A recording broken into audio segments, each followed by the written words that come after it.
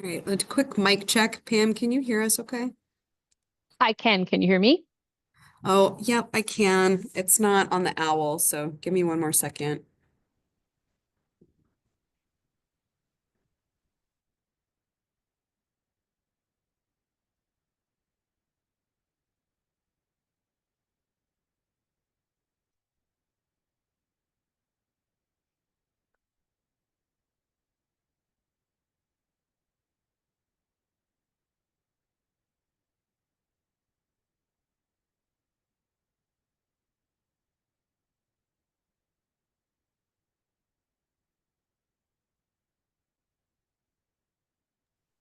Okay, how about now? Can you hear us, Pam? Yes. Okay, great. That's what I needed. Okay.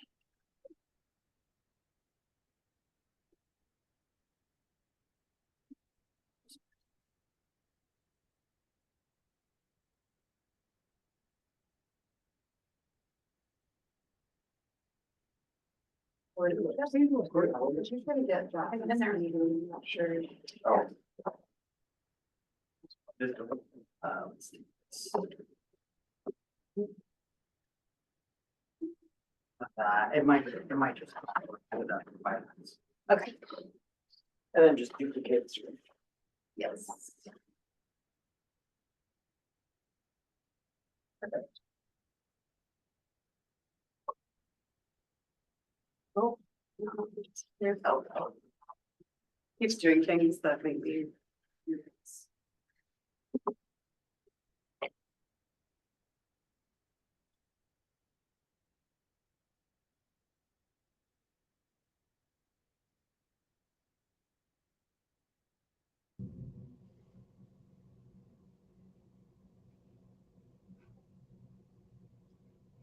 Right, you ready to get started here? Okay, sure, good. This is Jack from Fox and Fast Planning. I'll just go ahead and open this up real quick. This is a workshop today with the Alaska Department of Transportation, Traffic and Safety section. It is Tuesday and we're beginning the workshop at 10:04 a.m. I'm just gonna briefly list off the folks that are in attendance at the meeting, so folks online can know who all is in the room. And then I'm going to turn it over to Pam Golden and Nathan Stevens to kind of kick us off today. But today is just a workshop. We did advertise this as no public meeting. I think that anybody that's in the meeting is fair game to participate in the discussion and ask questions. But we're not necessarily taking any action here today, but we're learning about the Highway Safety Improvement Program from DOT.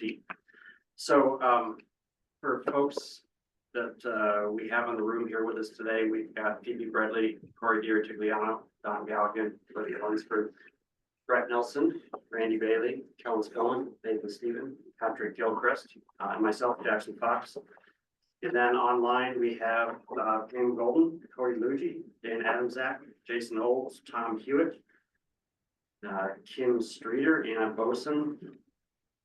Let's see, Nick Zarnecki, Kate Duber, and John Natardis. Is there anyone in the room or online I didn't announce? Okay. That's who we have with us today. And again, I'd like to introduce Pam Golden and Nathan Stephen. Oh, Anna, you have your hand up. Yeah, I was wondering if you could enable the webinar chat function, just so that as a workshop, then I don't have to interrupt as much. Yes, thank you for the reminder. I can't do it before we start the meeting for some reason, so. All right. Appreciate it. Thank you. Thank you. Okay, and Nathan, we're kicking off with Pam first. Is that correct? Correct, yes. Okay, Pam, you've got our attention and you have the floor. So go ahead. All right. Thank you, everyone. I really would prefer to have been there today in person. I got called down to do a legislative presentation this afternoon. So this is a near and dear to me topic. And most of you know that I was the traffic and safety engineer for Northern Region from 2011 to 2022. So I live and work in Fairbanks. So HSIP project selection has been a bit of a mystery because we do things a little different than some of the other programs. And Kate, I'm going to apologize to you right now. I did not even talk about the railroad projects in here because they are sort of a special character within all of HSIP in anyway. But you know, how a HSI project comes to be is a pretty you know, basic, you know, we screen the data, the region's research solutions, the statewide review and advanced projects, but we'll go into each of those. Olivia, if you would kindly give me the next slide. It gets happy. Okay, is that the next slide? Yes, do they thank come? you. I don't know, but it's the one we're going to go with because it's what I can see. So the all of our stuff is out there on our website. The HSIP handbook is a publicly available document, and it goes very detailed into how we screen for projects. So if anybody is, you know, suffering from insomnia, it's a great read. The project screening process is something each of our 3 regions has to do. We do a sliding spot analysis looking for 1 fatal or 2 serious injury crashes in a sliding spot of a mile. Those of you who have been around for a while, we used to do some intersection screening. It's coming back, but it's been some hiccups in that. So a couple years from now, we can talk about that as well. But then our regional traffic engineers and their staff look at that crash data. Anything that came up on the sliding spot, they're required to look at the top 50 locations, and we're doing it by crash cost per mile currently. And they look for patterns and crashes. So you could have 1 fatality on a roadway and no other crashes, and we would basically toss that out that there wasn't a pattern, that was probably more likely just something. You know, if we go back, sometimes we look at 10 years, we're required to look at 5 years, but we're really sort of looking for repeatable patterns so that we know that there's something to fix, or systemic patterns like, hey, there's one here, there's one over here, one over here. They all have sort of a similar thing. Let's look at the system and see if there are things we could fix. And then it's not really new, but we're doing it in new ways. We're looking at other crash data sources. So one example of that in the fast area is Phillips Field Road. The railroad had some crash data that they were able to pull for us in advance of our traditional data sources, getting to it when there were several run off the road crashes during winter near the switching operations that are really close to Phillips Field Road. And then you saw that widening project with the guardrail come to fruition as a result of that. So next slide is going to be my shameless plug for our Partners in Safety program. I came to BPAC a month or 2 ago, maybe. And so this is our safety concern reporter app. This is just a screenshot of what I was able to pull from the Fairbanks area. This is available to anybody to look at. You can go in and you can see what folks have reported. You know, this one is a conglomeration of things. It's winter maintenance, but it's also, hey, there's, you know, need for bicycle facilities again here at this location. And this is one of the new ways we're trying to be more proactive about collecting data that isn't sort of our traditional data. Anna Boson from Central Region is listening in on this because we're going to go down and do this same sort of presentation with AMATs and hopefully the MVP MPO. She's got crowdsourced data we're investigating on things like speeding and hard braking, which is more available in the Anchorage MATSU. So we're trying to find different ways to access data that don't make us rely solely on traditional police reports or self-reported crashes. Next slide, please. So after the regions have identified patterns, we require them to come to us with a countermeasure. There's the proven safety countermeasures. This is just one of, there's 27 or 28 of them, maybe it's 29 now. And then there's the crash modification factor clearinghouse, which is a great tool for, hey, I've got this problem, and you go in, you're like, okay, driveway density, and it can bring up different studies. And then the regional traffic engineers look at countermeasures that mitigate the specific crashes, look at sort of the context of the location. You know, it's to use an example, it doesn't make sense to put a roundabout on the Parks Highway at the Sheep Creek extension. That is an HSIP project. A roundabout is always a great solution, but in context that doesn't fit. We look at existing planning documents to make sure we're not doing something contrary to something a planning document does. And it's even better if it supports something that's already in a planning document. And in this case, I also consider a road safety audit to be sort of a quasi-planning document. And if there's more than one option that addresses the crash pattern, we look at cost effectiveness because our program requires us to maximize lives saved and injuries reduced per dollar spent. Next slide, please. And then it comes to statewide, and then we have the responsibility to ensure it is an eligible project, so it meets the eligibility criteria in the CFR. It conforms to the Strategic Highway Safety Plan because all HSIP projects are required to conform to the Strategic Highway Safety Plan, which is set up around the framework of the safe system approach. We make sure that the crash modification factors that were applied are appropriate and to both the crashes and the context. Sometimes that is more challenging than it might seem at face value because we really dig into the studies, the research studies that were done to make sure it's applicable.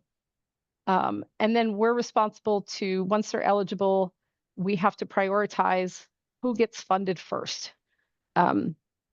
So we look at the crashes that are addressed, the benefit cost ratio, how quickly the project can be delivered, or how far out design is, and then we just sort of have to manage the fund in general. It doesn't happen often. Occasionally we have to draw a line and projects are pushed back a year. That said, we never stop working on them because there's always going to be one that slips, and having that next one to pull in sort of sets us up to always be successful with the program. I'm not sure it's in here, but after the projects are done, we actually do an after analysis. So we know that our program is sitting around 5.5 to 1 as far as crashes reduced per dollar spent in the program in the state. And we're pretty proud of that. One more slide, please. And then, of course, we advance projects. That is the beautiful Danby Wembley roundabout. So now it's not that, I guess it's new now, right? So now we're trying to, not trying to, but we've all sort of become aware that we need to get these into the MPO tips. So the regions, once we've selected projects and determined funding, are responsible to align that with the tip and feedback back to statewide so we can shift around the whole funding plan if something doesn't quite align. The regions do their normal process, which NEPA, public participation, public involvement, construction, that's all normal at that point. And then because we all know why we're sitting here today with a particular project out in the North Pole area, project scopes can change. GARS might be the most famous example of that. But if it becomes necessary to change a project scope through the design process, as we've discussed in some of the stuff leading up to this event, the project has to be renominated, benefit cost is recalculated, it gets reprioritized in the program, and then of course it has to get changed in the tip as well to get all of that in alignment. I think I have one more. No, yes. So one of the other things that we've started doing more of with the HSIP program that we didn't do much of in the past, although that is Kellen, I believe, in the beaver hat, are road safety audits. So we've got several of them coming up. There are the ones that were in the vulnerable road user assessment, which are College and Geist.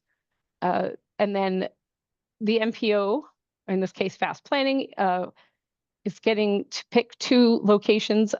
The 2 locations picked are Trainer Gate in front of Tanana Middle School, basically, and Barnett from First to Airport Way.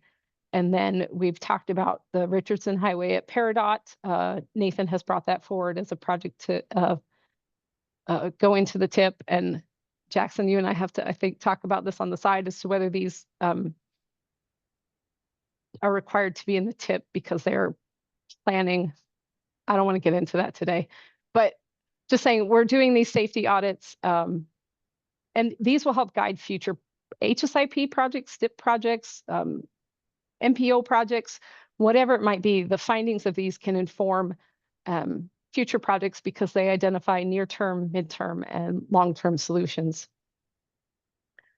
I'm going to hand this, actually, if it's okay, I might pause and ask for questions because I have to go do some prep for the legislative presentation this afternoon. And then Nathan's going to talk about what projects going forward. Are there questions for me at this point?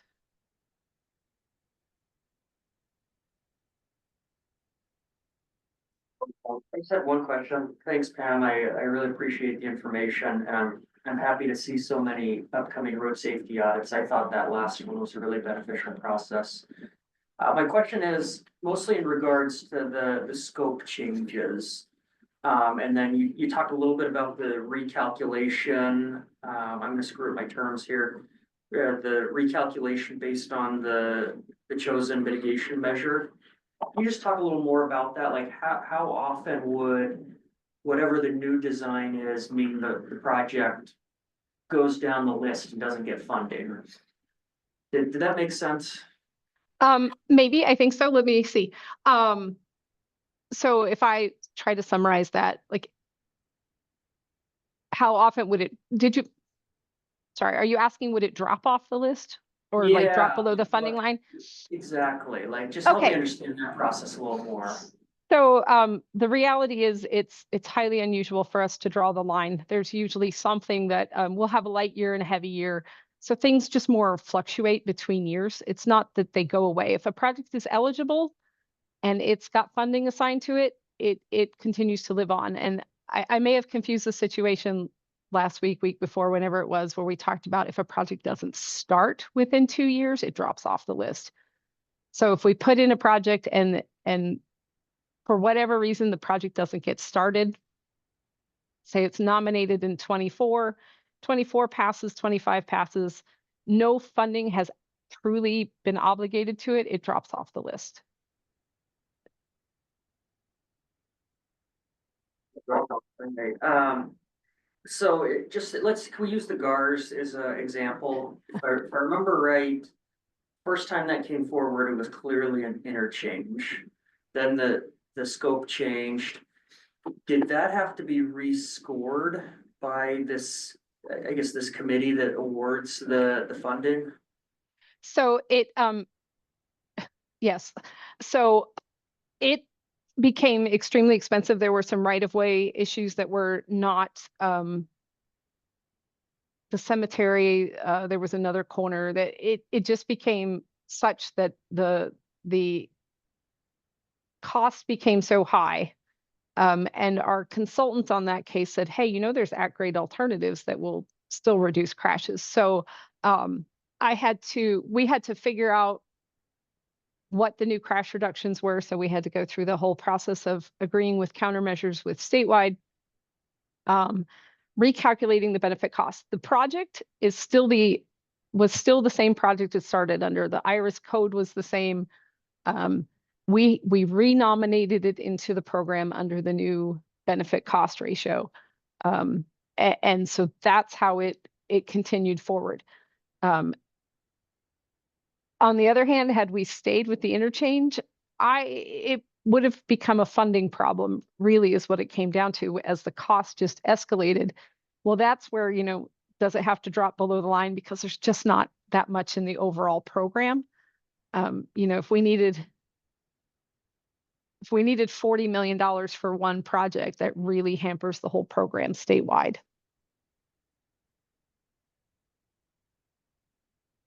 Okay, thank you.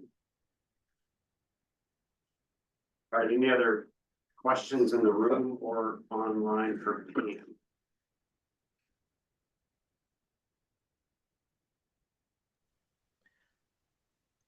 Yes, I I have would- one. Oh, sorry, this is Brett. So you said you're gonna have similar workshops with AMATs and MVP. Has there been some already additional coordination with AMATs? Like as far as getting, looping in the MPO earlier in the process? And then if so, then at what step is that? So it will be announced soon, but we're meeting with AMATs at the end of March. Last year, Anna did sort of a similar presentation. It was in May, kind of getting some feedback, asking the MPO if they had anything they were interested in making sure it got into the program. Nathan is sort of going to be doing that today, going over what are the high crash locations. We are looking as we, sort of retool the program to make sure it's getting out there and being more proactive. We are looking for input. It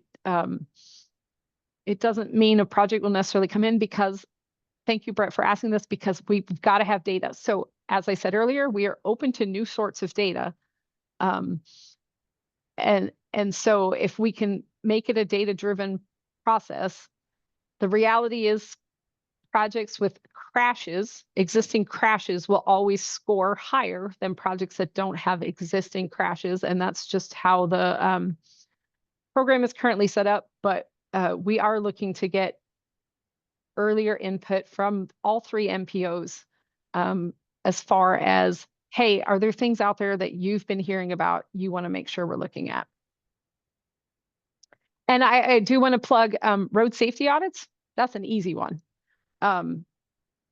That is something we can put together packages of pretty quickly. So that's a great tool for when hey, there's a problem here, but we're not really sure what the right fix is. That can really help us drive that in. And again, thanks to Kellen for going out on a 35 below day in March to go check out Badger Road. Yeah, thanks. I wasn't even so much thinking of other data feeding into your crash data. And what, kicks off step one is identifying crash patterns. But getting information out of the HSIP process where you identify crash patterns and then starting to look at countermeasures. And then at some point in that process, getting that information fed into the more of a public MPO process so that kind of the needs and purpose can get disseminated, and so people already have understanding that there are these situations that need to be addressed, and there's a process to address them, but just getting that information kind of out of the HSIP process into the MPO so that so people can become familiar with it, so then there's not surprises later on. Does that make sense? Yes, I will say one of the tricky things is that our screening process is a federally protected process, because if we choose not to do something, that is our prerogative. It's probably not the right word, but that was even a little bit of a question with what we're doing here with the MPOs this year, is are we sort of unprotecting ourselves in a way? So we still are our process that has to pick a countermeasure. There have been there are some ways to do, we could do this or this, and we nominate based on that.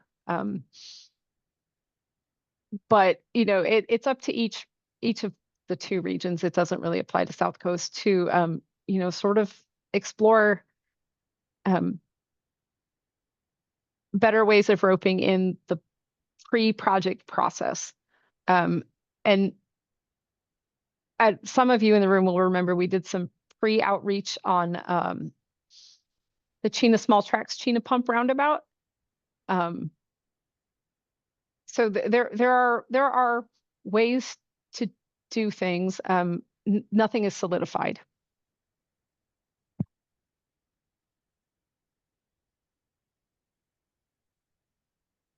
Anna, you have your hand raised. Go ahead.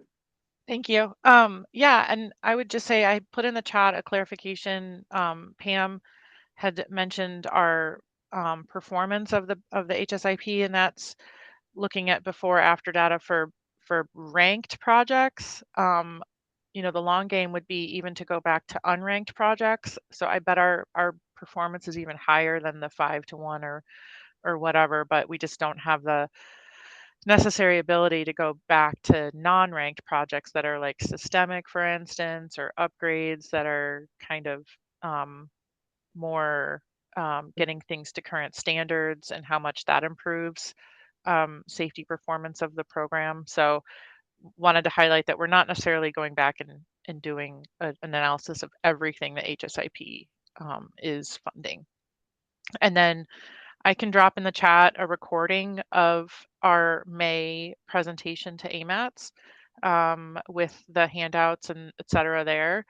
And for Brett's question, I guess I would say that my goal is to have AMATs and MVP share with us, because they funded a safety plan. And so that safety plan should have recommendations and prioritized locations, and then just looking at that data and how it falls within our screening data, so that that's a great way to optimize our focus anyway, our HSIP nominations that align with the MPOs. So Pam, this is Don Galligan. I have a question.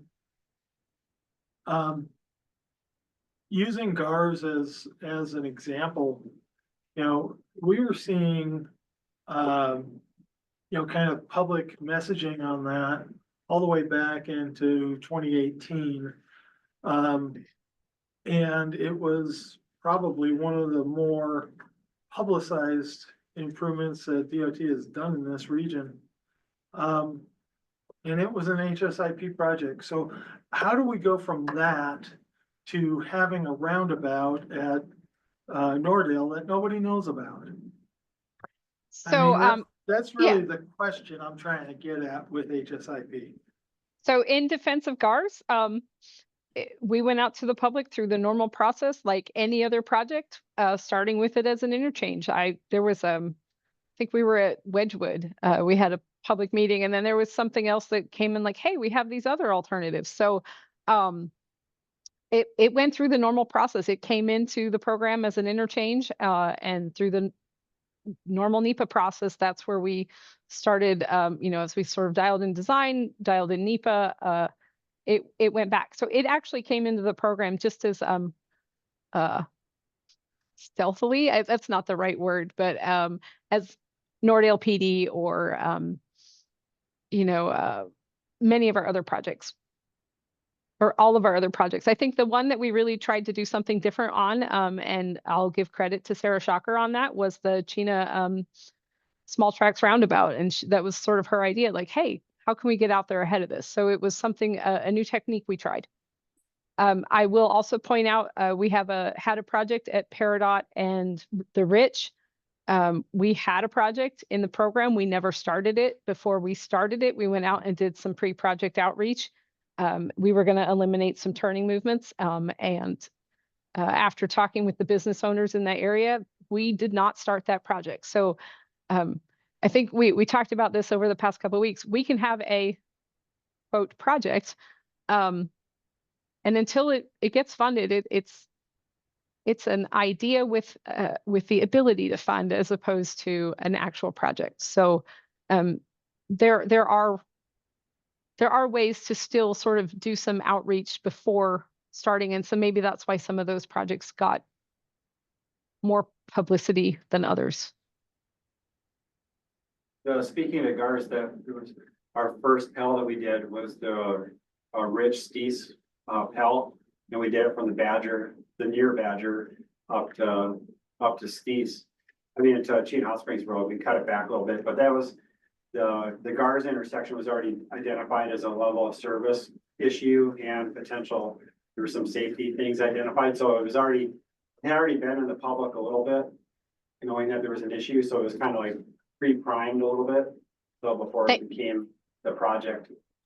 Thanks, Brett. That is, thank you. That's really great. At the same time we looked at GARS, we looked at Farmers Loop and Stees, for the HSIP program, and Farmers Loop and Stees was it's exceedingly expensive because of groundwater issues.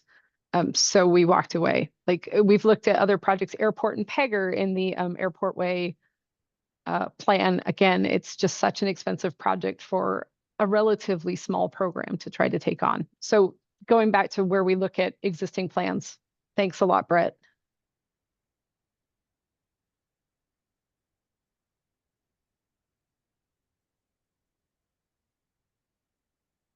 Okay, last call for questions for Pam. We know her time is limited. Good luck, Pam. Yeah. good luck, Pam. Thanks. And y'all be kind to Thanks. Nathan. Be We kind to will. Nathan. All We right. love you. All right. Bye. Thank you, Pam. Thanks, Pam. Okay, Next slide. Hey, Oh, did I miss, I had a sign, can you look back, there was, it's been reading today. we had one more page, I think, with the, and there you go. So currently, we have in design, these, Northern Region systemic, signal upgrades and the City of Fairbanks systemic signal upgrades projects. Those two parent projects, we came into some right-of-way challenges with those that took longer than taking longer than expected. So we spun off a few sites that we could get constructed this year. And those went out for bid last fall and are slated for construction this summer. Parent projects are scheduled to be advertised March of next year. Chena Pump at Chena Small Tracks, that anticipates advertising in July of 2025. And our Parks Highway Sheep Creek Extension traffic signal is anticipated for construction in 2027. And then there at the bottom, those three other projects, the Nordale PD intersection improvements, the Richardson Highway variable speed limit, and the APS are all pending fast tip approval, as is the one Pam just talked about, the RSA, the road safety audit at Peridot and Richardson. So, okay, next one, we're changing up and going into the actual what we do and look at and screen for with the crash data. So just to get orientated, this is our crash database that we use for searching and sorting crashes. This is just overall what it looks like. This is filtered for our current most updated 5-year period, which is 2019 through 2023. So just general overview, this heat map of where the crashes are within the state, and then we'll just start dialing it down to our level. For example, for within the greater Fairbanks North Star Borough area, this is where all the crashes are showing. We have the MPO boundaries highlighted in that yellow tannish color. Next slide. And then these are all the crashes that are reported within the MPO boundaries. And then this was all the crashes that we screened through the crash screening location that are within the MPO boundaries. So that's what we'll go ahead and take a look at today. So next slide. And so here's our hotspot analysis website where we go, and it's hard to read on the left, but these are all the inputs. Let's see, showing which crashes to include, where it says, you know, when Pam touched on it, 1 fatal or 2 serious, different sliding spot scale weights for fatal, serious, etc. This is just the input page of what we put in, and then return 100% of our hotspot sites, and then yeah, go to the next slide. And this is what is the result of this analysis on the sliding spot scale. So here's an example. This is Farmers Loop Road. So here we'll see from, and the blue and the pink is, just our way of separating the two hotspot locations. So, from at the top, you'll see, the first hotspot location identified was from mile point 0 to 2. And then the sliding spot scale, recognized there were hotspots between 4 and 6 mile point and 5 and 7. So went ahead and sorted all of those. And what comes out of this is, we'll show on the later pages that Farmers Loop pops up in our screening locations for 2 locations, from 0 to 2 and then 4 to 7. And we'll come back to this page later on and we'll sort, and we actually go through every single crash, look for manner of collision, crash type, and then try and identify which crash patterns are prevalent here. And if we have mitigations, crash modification factors to address those. So, okay, next slide. Here's just quick, since we're gonna see it on all the next slides, injury status, for what constitutes the different types. No apparent injury, we call them PDOs. They're listed as PDOs in the spreadsheets, property damage only. So that's just car fender bender or something. Nobody got hurt. A possible injury, no wounds are readily evident. A minor injury is abrasions, really no blood showing. Suspected serious are, think of somebody being incapacitated. That would be selected as a serious injury. And then of course fatal injury. So fatal at the site up to 30 days within that. If they're in the hospital and they pass away within 30 days, that go back and still considered a fatal injury. And then there is one more crash type that's it's fatal injury, but before a crash. So killed before crash. It'd be like somebody had a heart attack and went off the road, and however they analyze that, I guess from the medical side, I don't know. But anyways, okay, so go back. Here's the page that our screening results. Once we get done with combining locations with overlapping sets, we input the gray area here, the shaded cells in our high crash location screening sheet, and the formulas are in the unshaded cells. And then we'll sort their crash cost per mile in descending order, which is our ranking order. And so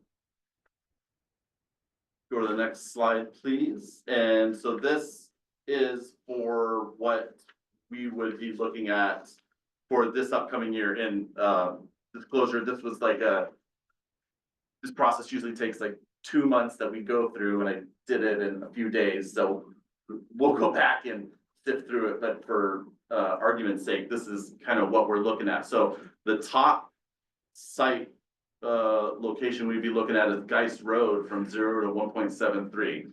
And we'll go through, start sifting the locations and identifying if there are any current projects in design or construction or something previously completed within the past 3 years where we're still in post-construction data collection stage. So if GARs showed up on this site, we would say, okay, we recognize that, but we're still in our 3-year data collection stage. So we're not going to jump to any conclusions and nominate a project where we just completed GARs at. But and we can go through and read all the comments on our top sites here. I have no problem doing that, and it's hard to read. So you could zoom in, Olivia, if you'd like, or I can read the comments too. So for Geist, this section, Pam noted in a few slides earlier, it's identified as high-risk corridor, and the Parks and Geist were high injury intersection. Both of those identified in that 23 to 27 SHSP document. Also, Geist Chena Pump Road corridor study is, I know, in one of the FAST Yeah, It's on our tip, yep. yeah. So for now, we're not gonna propose doing anything here because we've got all these studies going on, or the projects and studies going on, but so yeah, so then the next project down Old Stee's at Fairbanks, and there's currently a project there that is almost about shelf ready as of last week, but it's currently held up in that conformity freeze, and is what I've been told is expected construction in 2026 to 2027. That's the old Steve's, what you said? Yeah, Old Stee's. Next one down is Airport Way from 0 to 6. And so we had the Airport Way West Improvements Project completed in fall of 2023. Which included improvements at Dale and Hazelton Road intersections. And also Fairbanks area signal upgrades, stage 1 and stage 2 are along that same corridor now. So and then additionally, Airport in Cushman construction project projected for 2028. I think Airport in Cowles is also about ready to come out. So there's a lot of projects going on in there that we'll be monitoring and seeing how that affects this corridor. Next one down is University Avenue from 3 to 5. We've shut down University for multiple construction phases the last 5 years, so we're still in that post construction data collection stage of 3 years to see how that new alignment shakes out, and so we'll likely not nominate anything along University Avenue. Next one down, College Road. This is also another one of those sites that was identified in the SHSP document. Pam touched on that screenshot earlier. So we're not going to touch that one for now. Johansson Expressway from 1 to 4. I think this is the eastbound one. So this one, here we go. We'll start sifting through data. We had a serious and 1 fatal.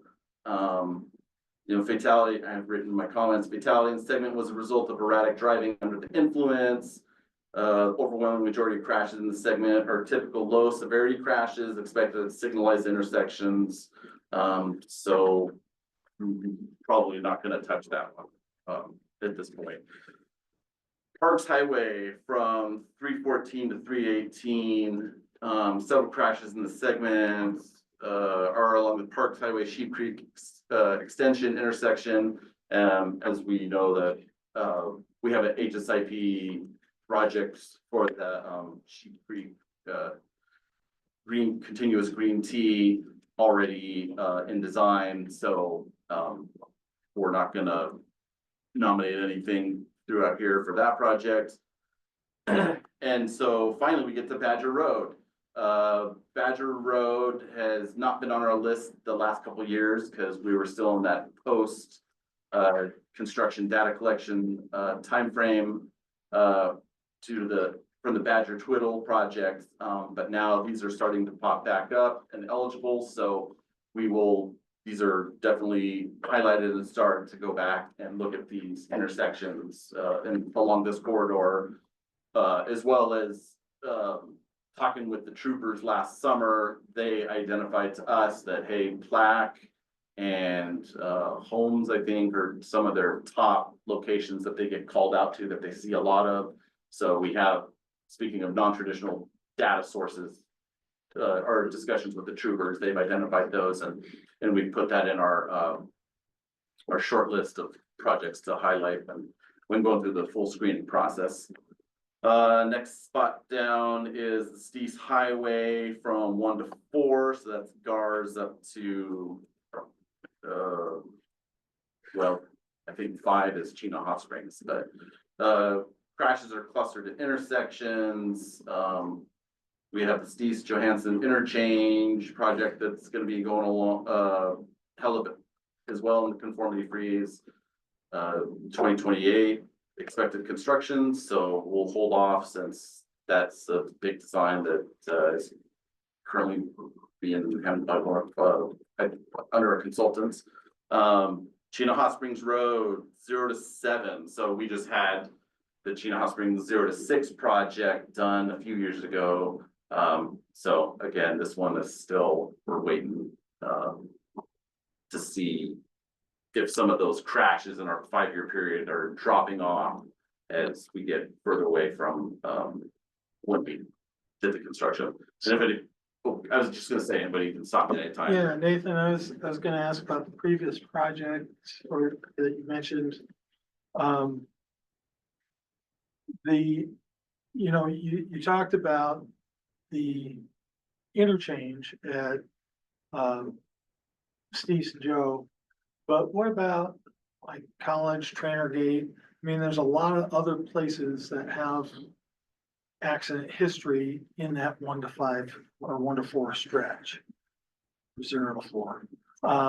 And so has any thought been given to those other places along, instead of just saying, well, we're not gonna be building this interchange until 28, so we're done? Yeah, so, okay, I think the Trainer Gate is that, I think, also identified as part of the RSA? Yeah, we requested an RSA for. Yeah, so Yeah. that'll go into our analysis and say, RSA, hopefully I do a deeper dive into this and give us some opinion or options on what's going on here. What's the other one you asked about? College Road. College.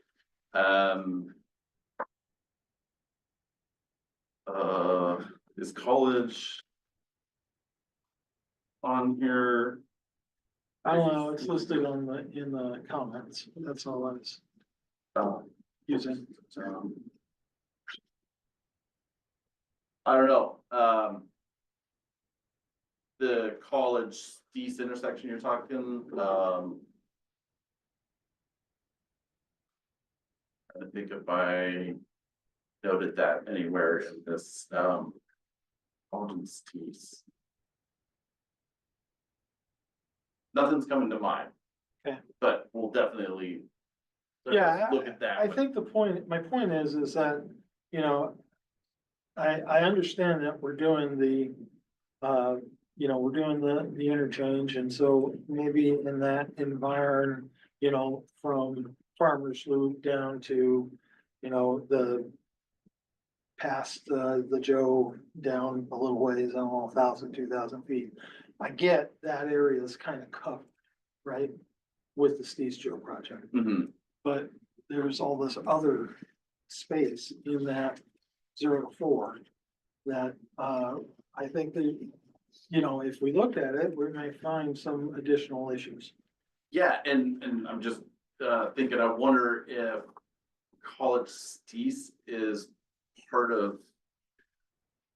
Was that covered under one of our previous big signal projects, phase 1 or There's 2? extra turn lanes put in. Okay, So this is the post-mortem, basically. yeah, and so we'll go and identify those projects that happen along that corridor in the area and see. Yeah, timeline when those were done there. And I'm not certain of that, but we'll look at that. Yeah, thanks. Yes, Chino Hot Springs, that was 0 to 6 was just done, so we'll probably not do that and wait for that to shake out. Next one on the list, Chino Pump from 2 to 4. Let's see, we've currently got the Chino Small Tracks project going on. University Avenue tracks, yeah, so I think we're gonna, just the comments there, if the 10 injury crash in the segment 5 occurred at Chino Small Tracks, that's currently a project. Next project, Johansson Expressway westbound from 1 to 4. There's 2 serious and a fatal here. Just in the quick crash data report that I read, they were motorcycle racing was attributed to, unfortunately, 1 fatal and 1 serious. We'll look at it, but nothing we can really do from an enforcement issue for high-speed motorcycle racing. Pegger Road from 1 to 3, Northern Region is currently pursuing a Pegger Road corridor study, which will evaluate options at this location. Parks Highway from 4 to 6 southbound, so the Mitchell crashes are primarily associated with driving too fast for winter conditions. Is what I have written down. And Airport Way 0 to 3 eastbound. No crash pattern present. Looks like a lot of PDOs, so probably a lot of fender benders. And I'll just pause right here. Oh, go ahead. Sorry, Nathan, No, don't be. just bringing up all these thoughts in my head. So we're talking about the Mitchell, and too fast for winter conditions.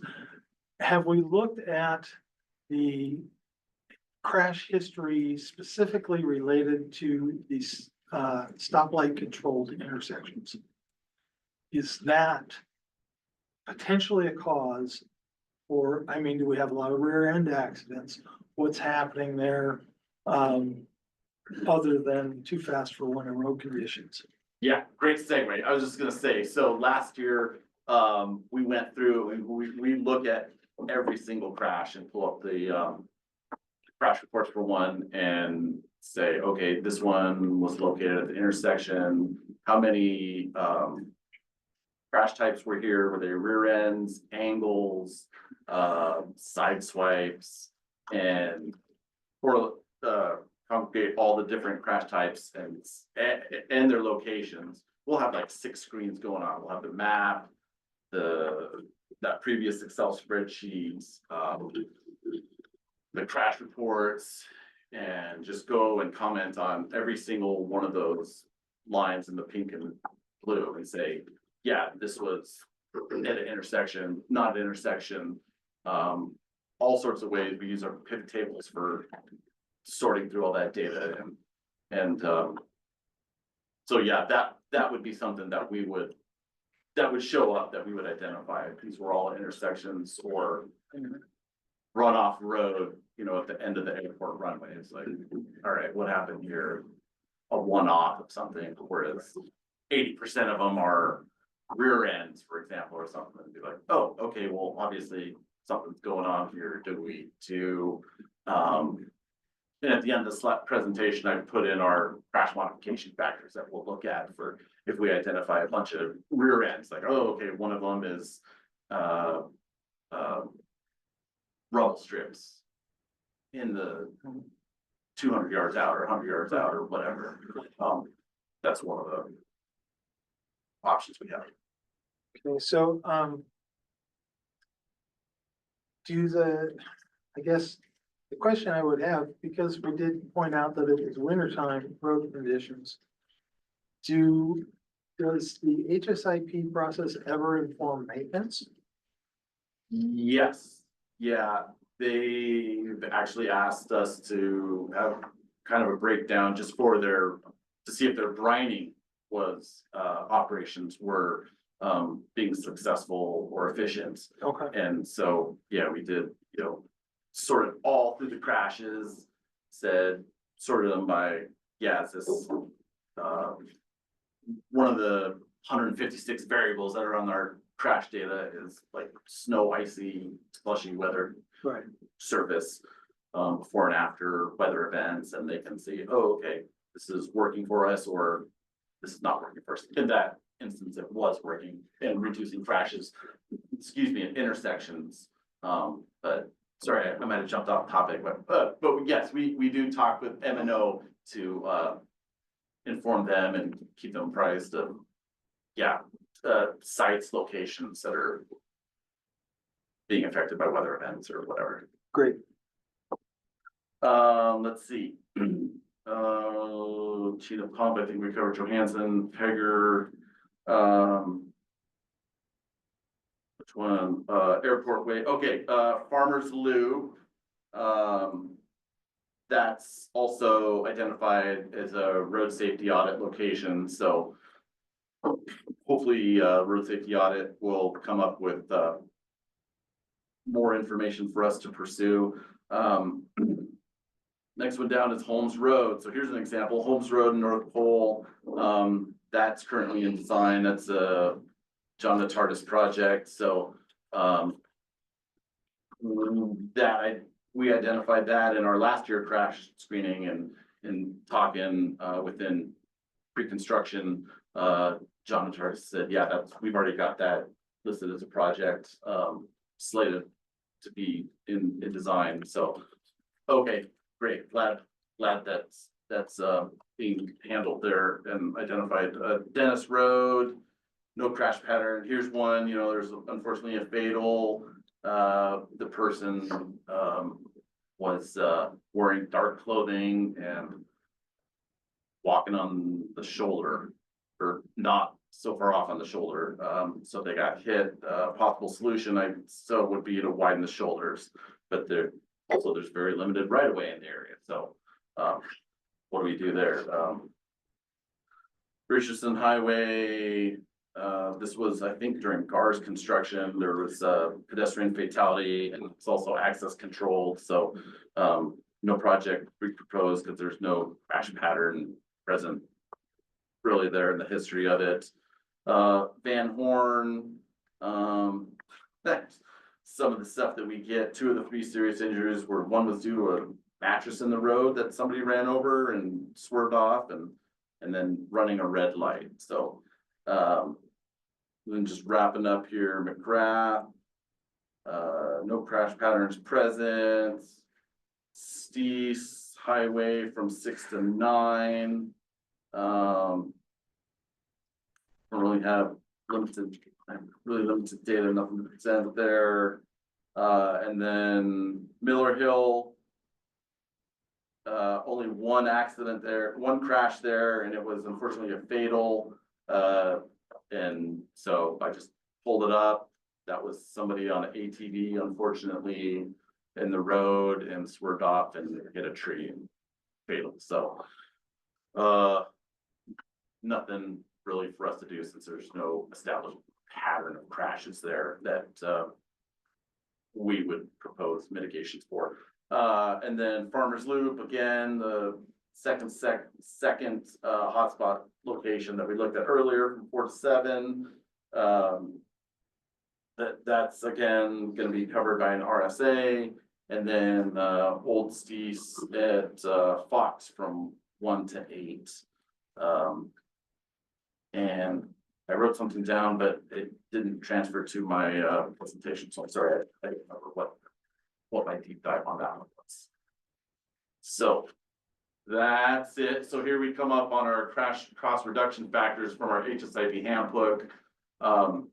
So you can search by type of improvement, so intersections or dealing with bike and peds. There's I think bike and peds are like section 400s maybe. So if there's anything related to those, we'll look through these type of improvements and see what crash types are susceptible to reductions, and then the crash cost reduction factors associated with those. So I guess one thing, this all happens in like 2 months. We get the HSIP handbook comes out mid-March, and our whole screening process. And then once we identify however many, like last year, we had 4 projects that we decided to nominate. Then we go through and do a whole nomination write-up. Then we got to do scope, schedule, and estimate for estimated construction, design costs, and figures. So all this happens like within 3 months. And I think that's part of the frustration is, you know, why aren't we getting this out to the public with enough time to comment on what our nominations are? Is just kind of the nature of the beast with our current system. So, Does your handbook cover process, or does it cover, because you said the handbook comes out? That the handbook that was 2023, Is that like a process that lasts for several years, or is this every year? Every year it's updated, slight updates, so, mostly just with the costs associated for the different crash types. But that's what it's called. Yeah, and then we're also relying on our crash data team at statewide, getting a new set of crash data available to us. That usually comes out like, 2023 was just released to us January 13th. So sometimes there's a backlog and then have to use the same 5 years again. Yeah, there's a lot of factors outside of our control that we're dealing with, that we just do the best with what we're given, provided to work with, so. So this handbook is updated annually? Yes.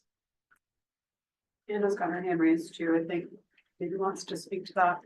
Sure. Yeah. Yeah, I know that, yes, historically we have been updating. I don't think Pam's online anymore, but I would just say that we're moving to not have it updated annually because it is a lot of work. So I know that they're working on doing kind of a more comprehensive update for this round that would stay, I would say, more flexible so that it is longer lasting. That's the goal for the next update.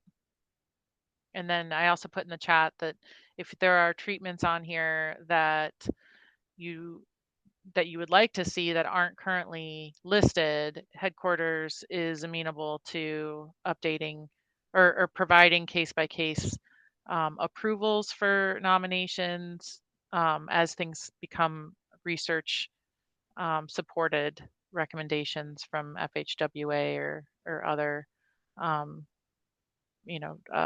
research entities. Yeah, thanks, Anna, for pointing that out. An example of that was our Richardson Highway variable speed limit project. When we nominated that, there was no crash modification or crash cost reduction factor for VSL. So we looked in the clearinghouse and found a bunch of studies that said, oh, this crash modification factor is X. Another one said, we think it's Y, and then we presented those to statewide and said, we'd like to do a VSL study or VSL project. Currently, there's nothing in our handbook that addresses the VSLs, but crash modification clearinghouse suggests using these reduction factors. Can we use these in our nomination? So, and then it goes through a vetting process, and now it's probably in here. So yeah, thanks for that, Anna.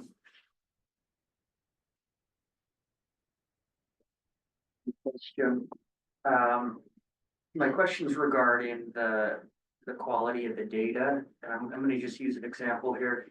This is about 10 years ago, before the state had their new fancy system. We were doing the GIS, the borough was doing the GIS work for the state. So we were getting all the spreadsheets and putting it in the GIS system. Okay.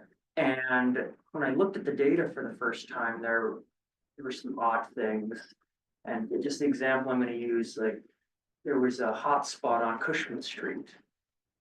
And we dug deeper into the spreadsheets and saw that, in our interpretation that a number of crashes were misassigned, and they were actually given the address of either the police station or the fire station. Yes. And it was likely the provider filling it out. When it came to address of the crash, they put the police station address or the fire station address. So they were, I guess, anomalies. They really shouldn't have been assigned there. So my questions regarding the data: how has the data improved a lot over the last 10 years? Are you pretty confident with the data going into the process? Yeah, there's always, so, yeah, we do still run into those occasionally. I think it's been, improved drastically since 10 years ago with the crash data team down at Juneau sifts through and, yeah, kind of truths out most of those. We will, so last year we were, sifting through the crash data for one on Chena Pump, and it said, yeah, at the intersection of Chena Small Tracks and Chena Pump, but it was geolocated at just a store. It's like, what's going on here? So as part of our screening, we read all the crash narratives that are available to us through DMV. And I'll back up.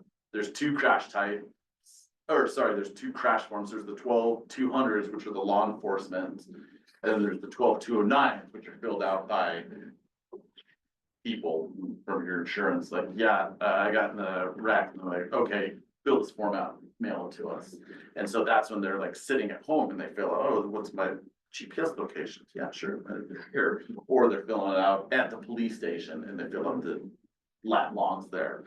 And so it's like, okay, that's not where it happened, obviously. But in their crash report, they'll say, yeah, I was at such and such intersection with somebody's sideswiped. So then we'll make a note of that.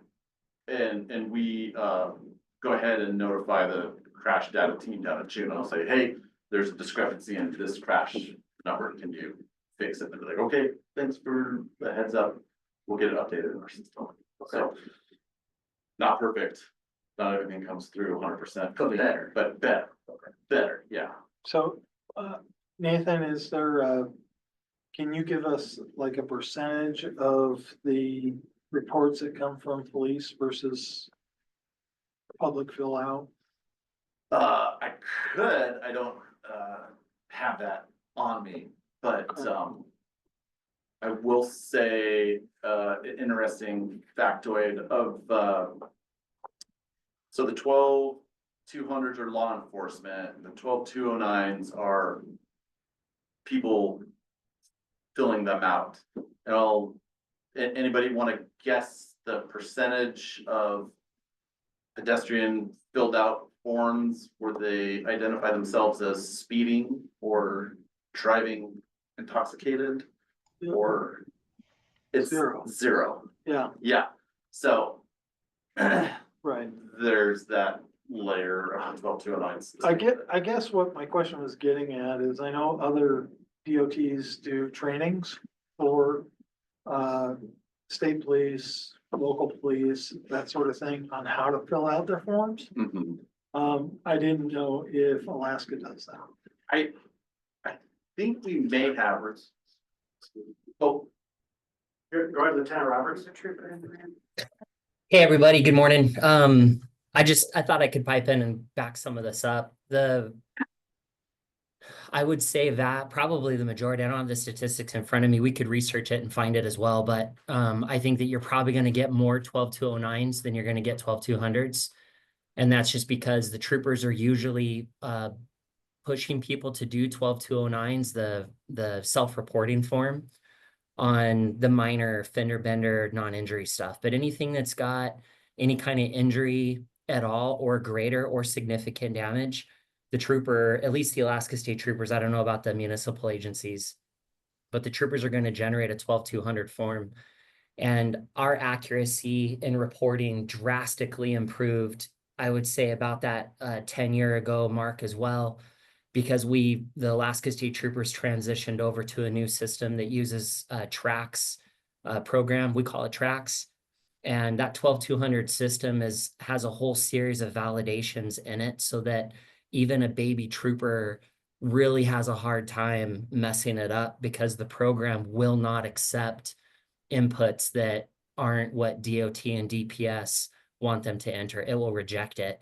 And then it has to be signed off and approved by the patrol sergeant, who's obviously a more experienced trooper. So I would say that there are going to be some accuracy things that are messed up, like this geolocating thing specifically is a problem, because the geolocation may have pulled from wherever the patrol car was when the trooper hit the button to initiate it.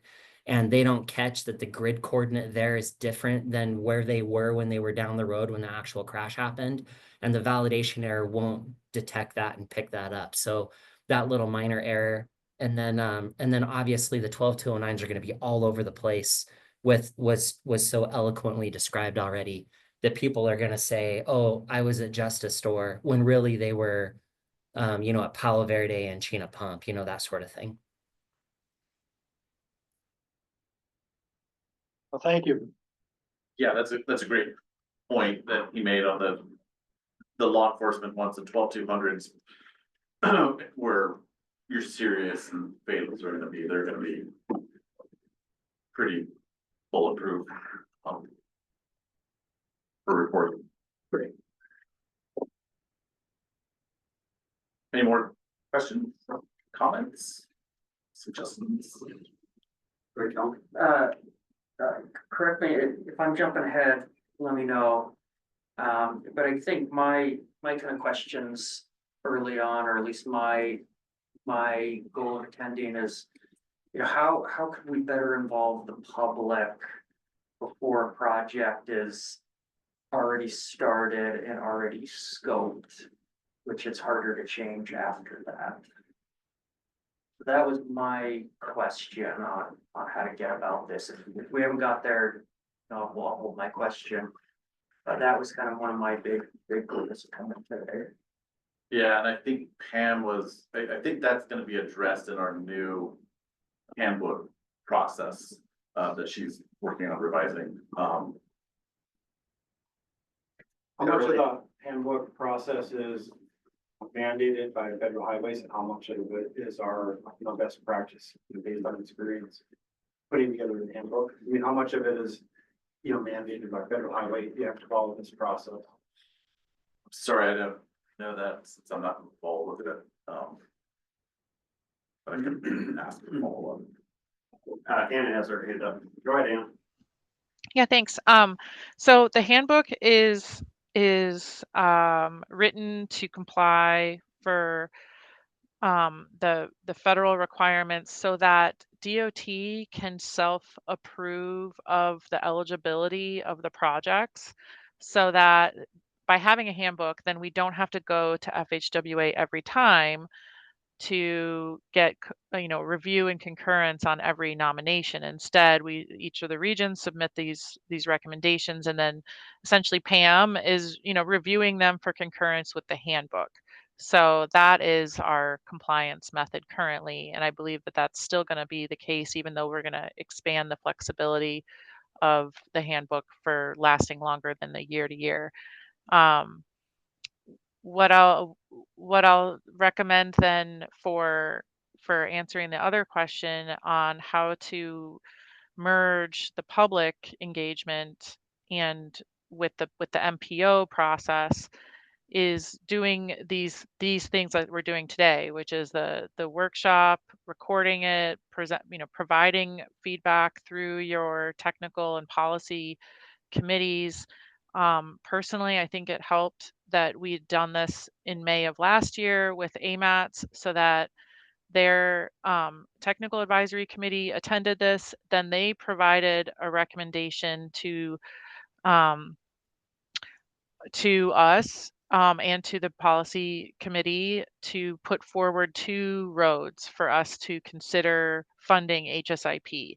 Those 2 roads were part of already their safety plan that they had adopted and had gone through that public process, right? And so we're trying to kind of layer the public processes that are already there, maximize those, so that we're not adding another different element to it.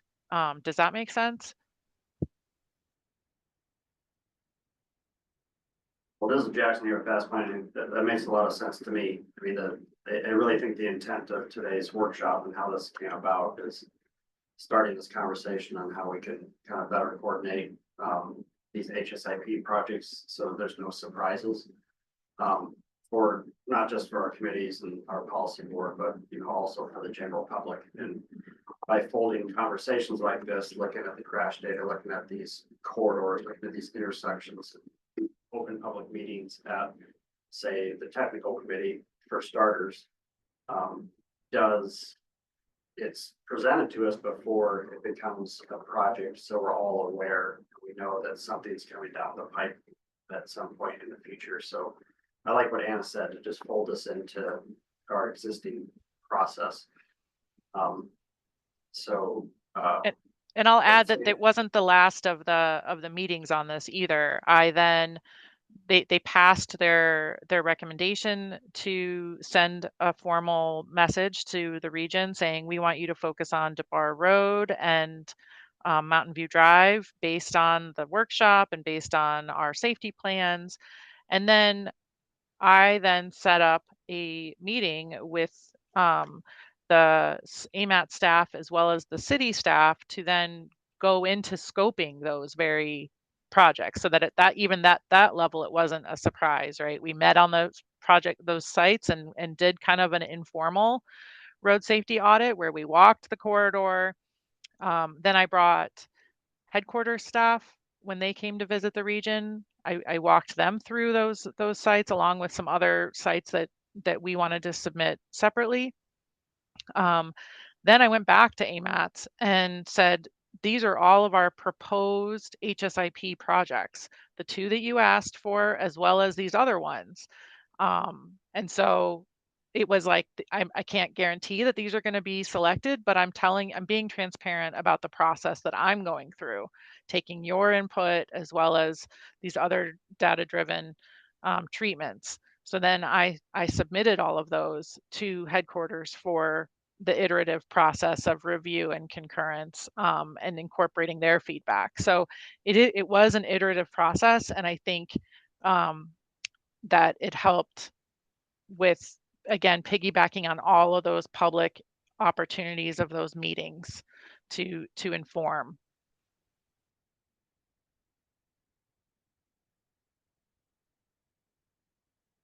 So from there, that'd be something on the DOT side that we would set up a soft timeline of something where our office would need, let's say after this meeting, we go forward and say, we already have a report staff meeting back to technical policy. At what point do we have a recommendation? When I say we, fast or feedback or whoever else may have recommendations, how do we get those to DOT to take that next step, like Anna was explaining, to come back and say, okay, I'll make sure I'm researching location A, B, and C.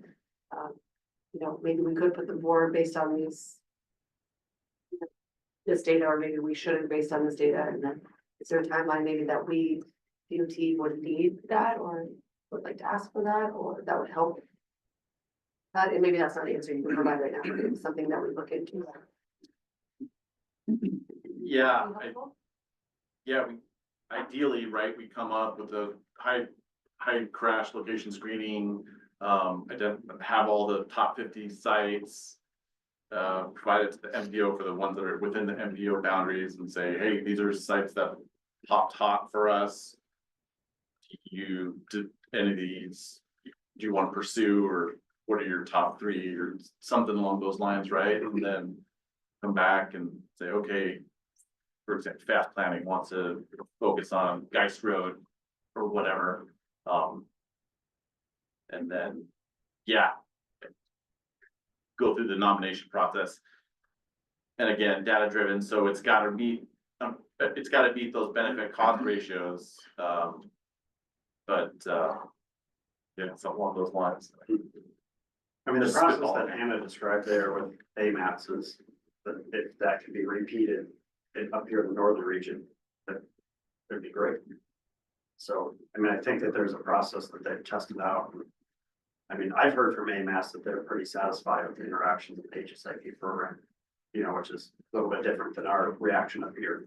So what has transpired in the past year down in Anchorage has been beneficial. And the one difference for us in Fairbanks is we don't have a local safety action plan. Anchorage has been focusing a lot on, in particular, vulnerable road user serious injuries and fatalities down there. So they really do have a good clue on where they would like to invest this funding and on which streets, which intersections, et cetera, down there. Whereas we don't have We have some ideas here, but it's not as well vetted as what Anchorage has developed, so. But yeah, what Anna described would be, I think, wonderful for all of us, and I hope it's not a heavy lift. But yeah, at the end of the day, we've got to be able to, before these projects are started, get them folded into our local transportation plans. And that's another touch point with the public when they're, become aware of these projects and have a dedicated opportunity to comment on those projects. Amy? So Kellen, you asked, how can we involve the public? And I'm just curious, what does that mean to you? Like, you elaborate on that? Because Yeah, I think what Anna described and what Jackson, complimented her on is how it could be better integrated with the NPO process. But I'm wondering if you're talking about something different, like something more involved with the public. well, I don't know exactly, so I think it depends case to case. I think what Anna was talking about is those two corridors had already been vetted through the MTP process. So they already had some type of public involvement, some type of idea of improvements on those corridors prior to that process. So I don't know specifically what was in their MTP or not, but my goal at least was before we have such a specific scope, like I think the project we all are talking about right now is the roundabout project. Having some type of either, I don't know if it's public involvement or planning process prior to as specific of a scope as it is that goes out to the public and this is the project. It's a roundabout.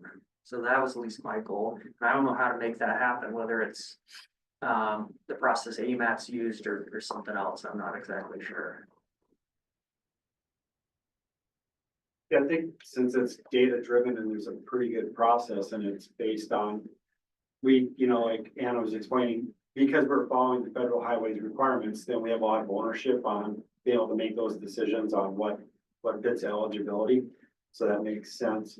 And then I think it's just getting touch points so that we don't have, quote unquote surprises. So just getting information, not to create more work for Nathan and the team, but just to get, like, hey, we have identified these crash patterns we're looking at. Here's the list of what we're looking at.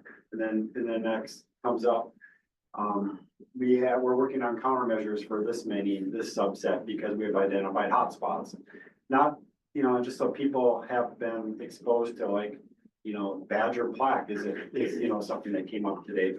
So it's not a surprise if we're looking at countermeasures in a year or two for, Badger plaque. We don't know what they are.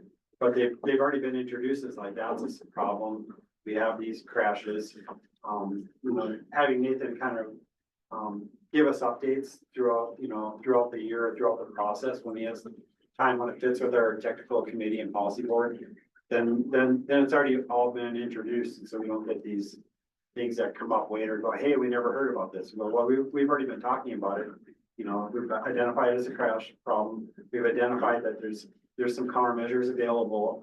And then, we're bringing it before the public several times. And then now it's going to get spun up into a project and this is likely what it's going to be. But, that could be fine tuned later.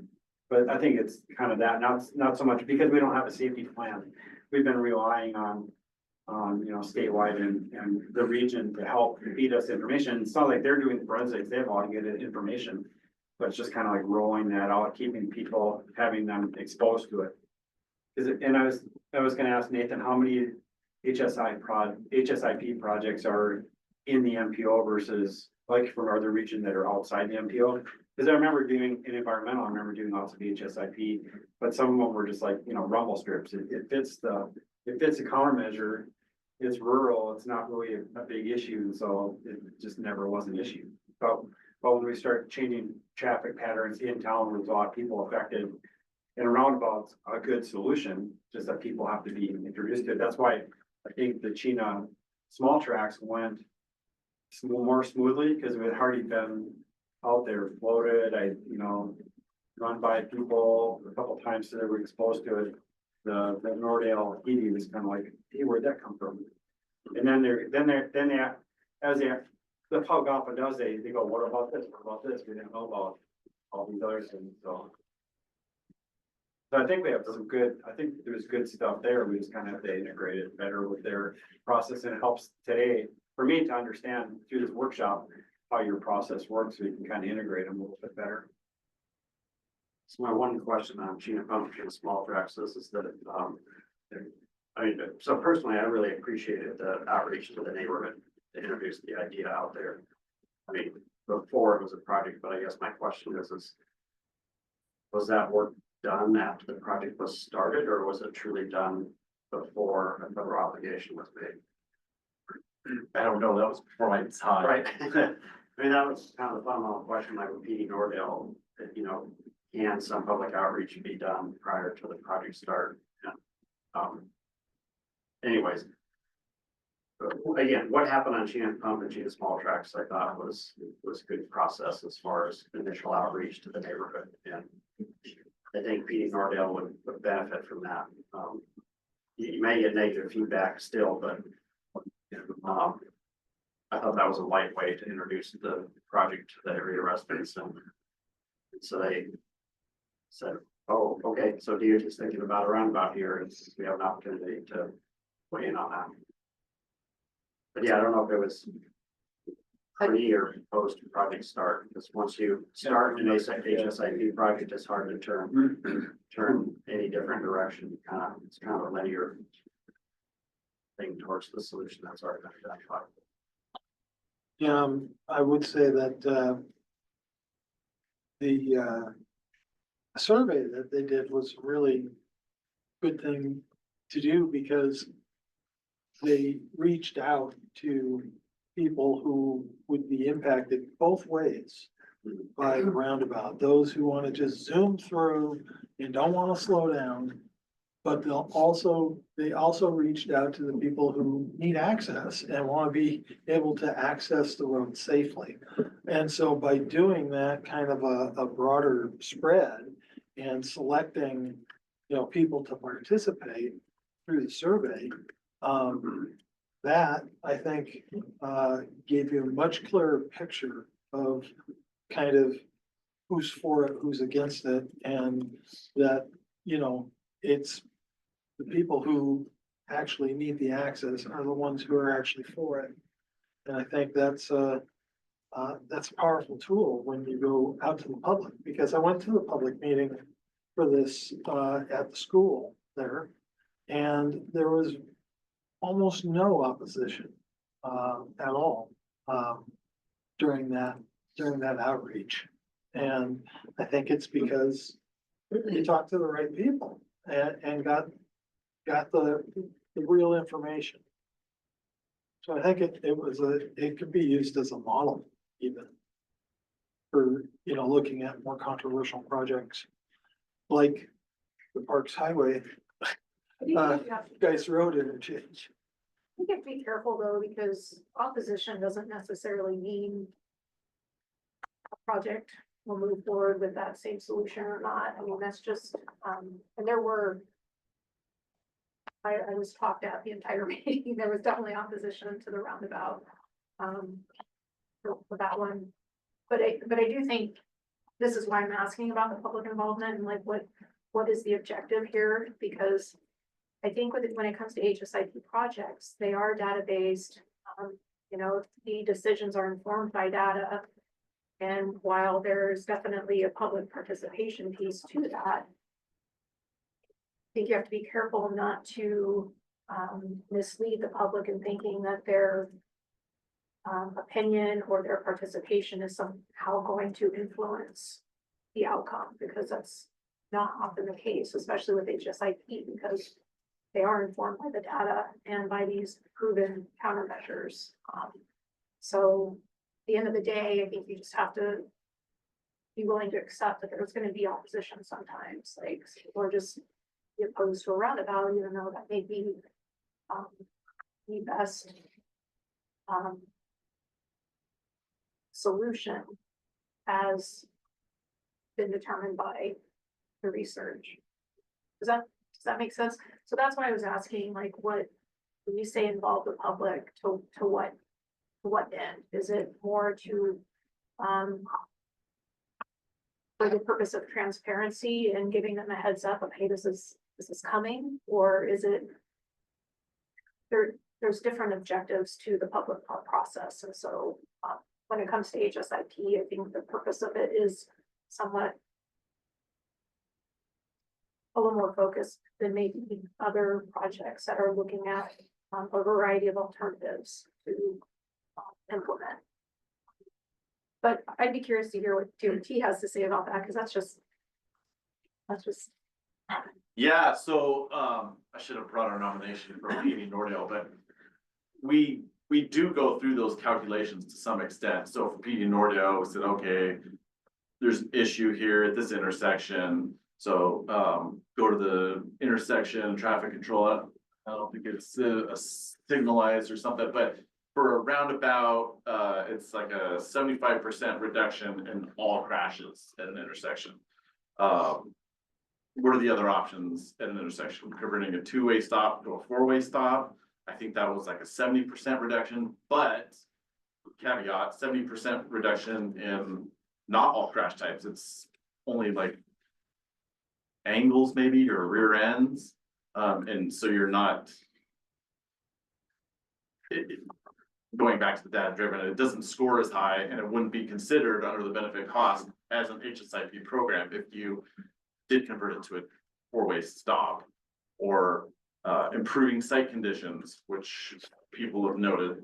I think that's like a 10%, and that only, again, addresses a specific type of crash types.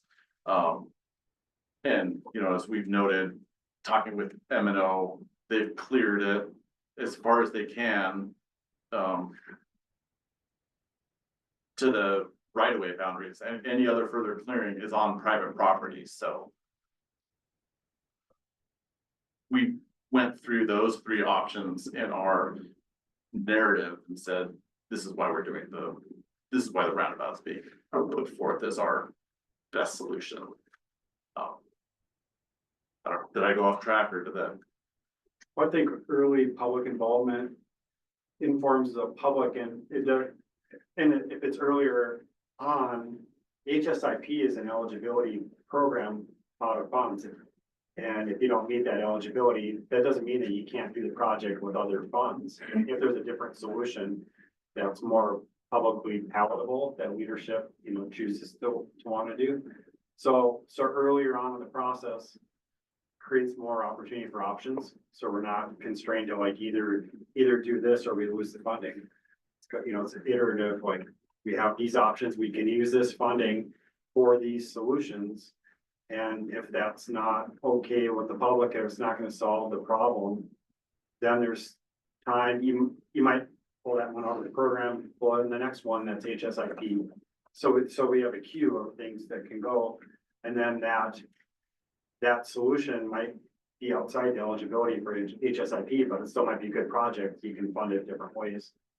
So it's not having to push something that's a solution that people are forced to swallow or just lose it all. So it's kind of having everything be transparent and open and earlier gives you flexibilities to be able to do a project and then have other program funds available. Does that make sense? So we're not jamming down the solution to people where we might want to do something, but we might not be able to fit the eligibility.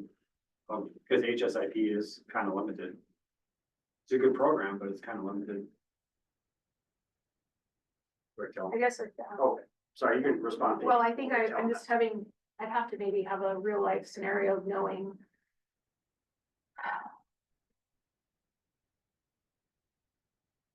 Then that could be the case, like, to have a public that opposes a project just based on what?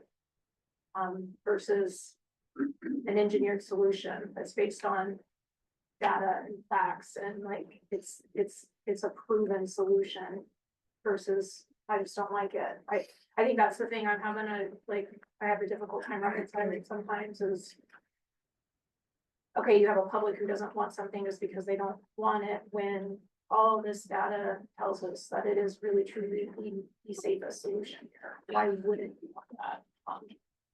So. She might need more time for education and for people to be able to buy into it.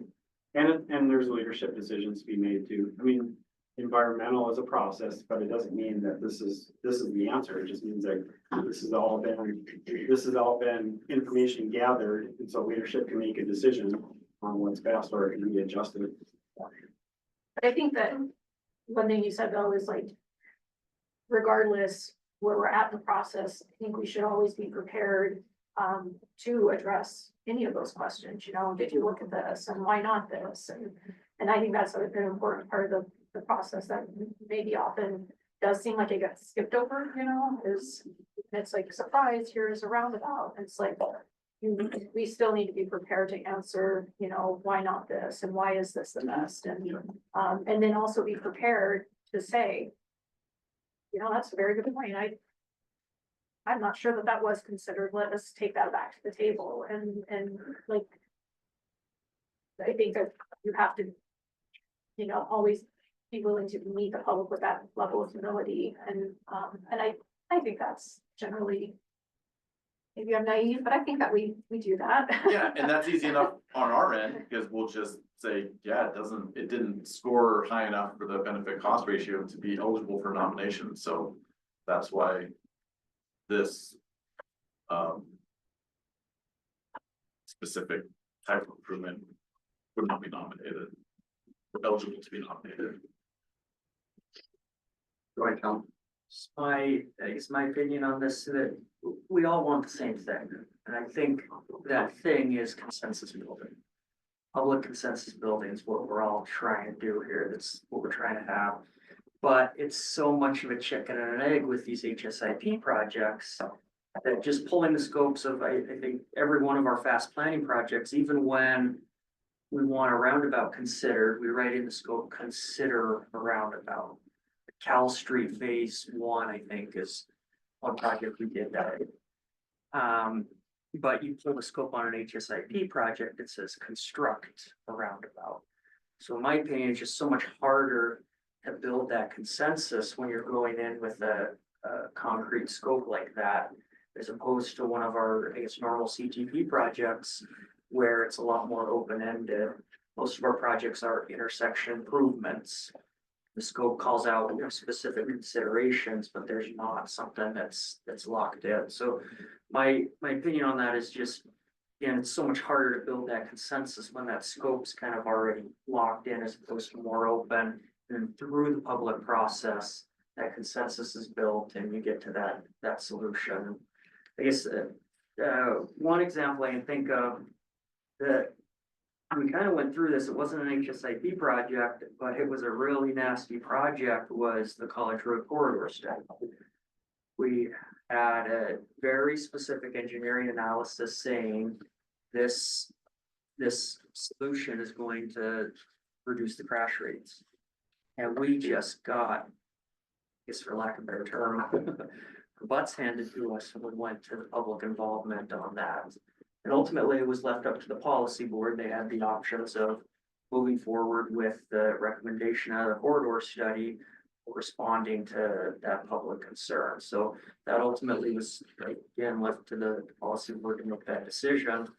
But back to this specific, I guess, question at hand, that's the chicken and egg I can't get over right now is, you know, that consensus building. You have to have the concrete scope to get funding nominated, but when you go out to the public with the concrete scope, it's much harder to build consensus after the fact. That's why I was saying, bring that in earlier, so before you have your scope nailed down, it's already been through that. So, but you know, program funding that has strict eligibility requirements and turnarounds, you know, does make it hard. So it's just kind of like finding flexible ways where we can kind of merge those two. I think that's what we're trying to do here. And AMATS has had some success. So, you know, copying a little bit of them might be where we can try to find a compromise. Anna, I see you raise your hand. Yeah, I think this is all really good discussion and it is a tight turnaround. So for HSIP. And so maybe when you have the pulse of the public and you know that something might be controversial, it, like Pam mentioned earlier, like we can bump things to the next cycle and offer that additional engagement to happen over another calendar year. Just recognizing that Nathan does need to, just like I do, be as data driven as possible and try and meet the needs of the community and balance, you know, the needs across the whole region and et cetera, et cetera. So if it's really high on that screening list, we're going to likely be pushing for treatments and solutions if there's no other safety plan to reference. Now we do have the statewide strategic highway safety plan, so you can also refer to that for near-term things, and then just hit it in the next cycle for nominations, I guess. So it's not that you'd kill a project, but just, you know, have a special session that it piggybacks on all these other opportunities for that public engagement, because HSIP doesn't have its own arm of public engagement.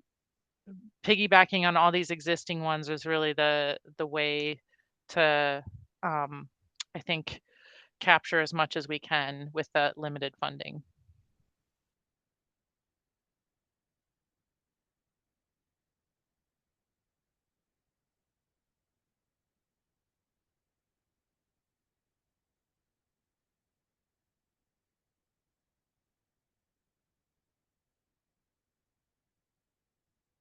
Thoughts or comments? Yeah, go. Good. I really appreciate the conversation. I don't think we need to concrete solve anything today. My question, I guess, Nathan, for you is when's the next nomination? I believe nominations will be due July 1st or the 15th. Okay, That's typically been the deadline. Last year without a stip, we were able to push until October 1st, but that's a one-off. So I don't know what's happening this year. But typically July 1st. and no pressure. Uh-huh. When do you kind of have an idea when you think you know what you're gonna nominate? Well, traditionally, we haven't started screening till the handbook comes out with all the new values for and that's typically mid-March. So if we did start mid-March screening and work through it between mid-April to the beginning of May, we kind of have an idea of the sites that we're gonna go ahead and pursue. And then we start allocating our time and resources to writing those nominations, coming up and doing a, you know, scope schedule estimate for construction costs associated with those by research and historical bid prices on those types of improvements. Yeah. So sorry, what was your question? When do we No, know? I think that Okay. answered my question. So like roughly beginning of May, you kind of have some idea, at least the sites here to nominate. Yeah. That quarter of the year, you're really compressed on put things together, so. Yeah, that might be a good opportunity then in May to bring whatever list forward to the technical committee. And then they could review it, let you know if they think anything's very controversial. And then you could maybe make the decision to put that into a future funding cycle. Where it gets tricky though, so if it's controversial, do you just automatically put it off to do public involvement for a year or? mean, the timeline is, it is a March to essentially June, because you got May, gives you 2 months to really like kind of come back. It's a very, it's a Yeah, I think balancing, that's right? what- Like, That's what we're all struggling with here. yeah, like, I think we're all like, you make a good point about where do you push it, but where do you Easy not, but if it's controversial, do you put this rose to the very top, but do we put it off a whole year just to be like, not just to be, I don't, that's the wrong words, but to put it out to public involvement and say, it is a safety concern, so do we, as a community, do we want to push it off for safety reasons a year? I don't know the right answer, it's just a very balancing. Sometimes those harder ones take more work at the beginning, but it can help you in the long run, even though it's a bit of a delay. Because, at Nordale PD, I mean, we're just working out the process, but if you catch people off guard, then it takes a lot of time in the back end to try to get things aligned. It's better to have things, even though you're kind of wanting to get it done as soon as possible. The slow approach is actually the fast approach sometimes.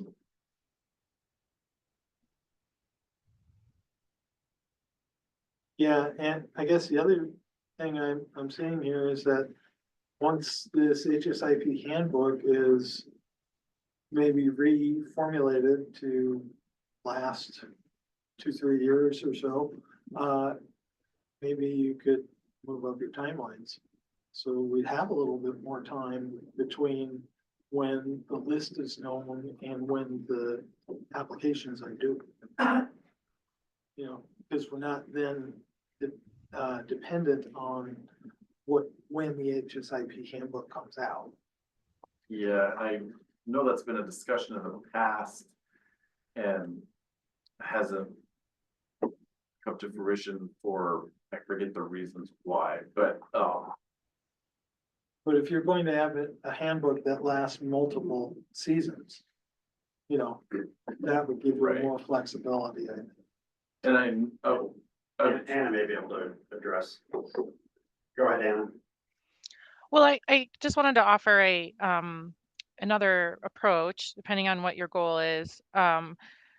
We worked kind of backwards. So if the goal is to submit an HSIP nomination for the July date that incorporates your MPO process into that with formal recommendations from your committees and all the associated public notifications for those various points of action, then you kind of work backwards. Okay, how long does it take to get something approved by the policy for the July meeting? Okay, then before that July date, then you move backwards. Okay, then you have the technical, then you have your nomination just to put even a draft together takes some time. And so you're really talking about this workshop as your opportunity to make some recommendations to influence the July timeline and see how that worked out. And I'll tell you, when we met with AMATS in May of last year, that was to inform the October nomination cycle. So that's how long it took us to do it. And that's, I was new at the time, so there was some of that. There's some staff vacancy here, so there's some of that, et cetera, et cetera. But I guess I would say the other thing is that you can always create things off cycle and then have them ready for the next cycle. There's also sometimes supplemental nomination cycles. So I don't think you'll be without opportunities to provide some nominations. It just may not be ready by this July for this particular one, if you want to incorporate all those steps.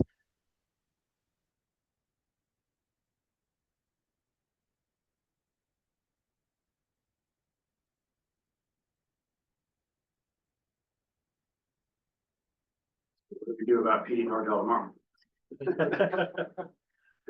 There's gonna be this is gonna be discussed that particular project will be discussed at policy board tomorrow. So we do have a recommendation of the technical committee to advance it into our TIP amendment. simply removing the word roundabout from the title, but the scope remains unchanged. So that's how the TIP amendment has been drafted to the meeting packet. I would hope that the policy board simply takes that recommendation, and then while the amendments out for public comment, we receive more public feedback for their consideration, but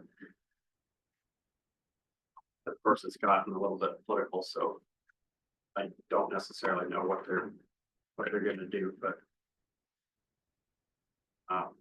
I will have the policy board this afternoon with some of those members. And I mean, that's my recommendation is, it's not my recommendation. I'm gonna, share with them what the technical committee's recommendation is. So I think that that's appropriate. The project is still alive, but they may have other opinions, so. Yeah, I think bringing up the fact that we're working on improving the process for the future, kind of alleviates the problem. Should alleviate the problem of there being questions on the process. If there's questions on the exact solution for Nordale PD, that might not help that. But it's sometimes hard to tease out which one is the issue for people. Because that happened at Cheetah Hot Springs, Steve's roundabouts. It's hard to tell which was the real issue, process or the solution.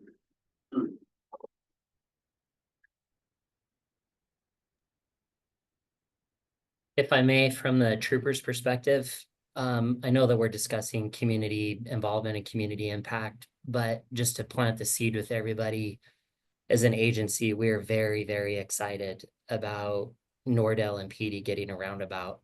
The types of crashes, the like boots on the ground perspective of that particular intersection. It's just alarming the kind of crashes we have.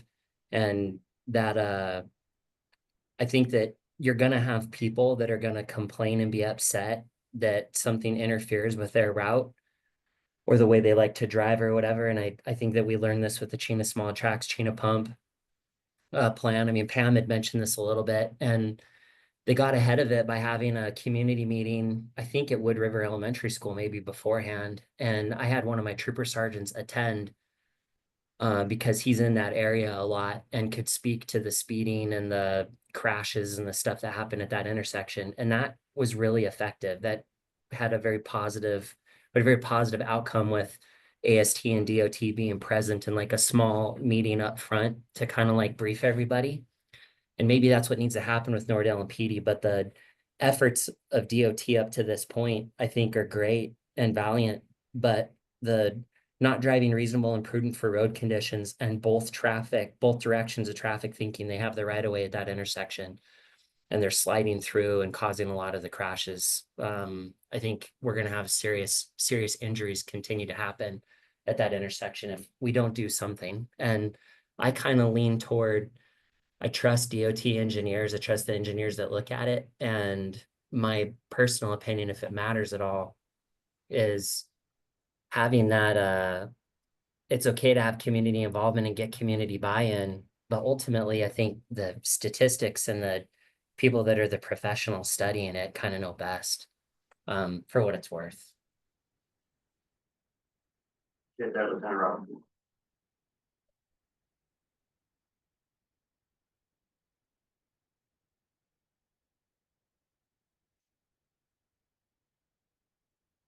All right, close the time here. 5 minutes left. Any final thoughts or comments to offer? It's helpful. We're gonna have a workshop every week because last. Right.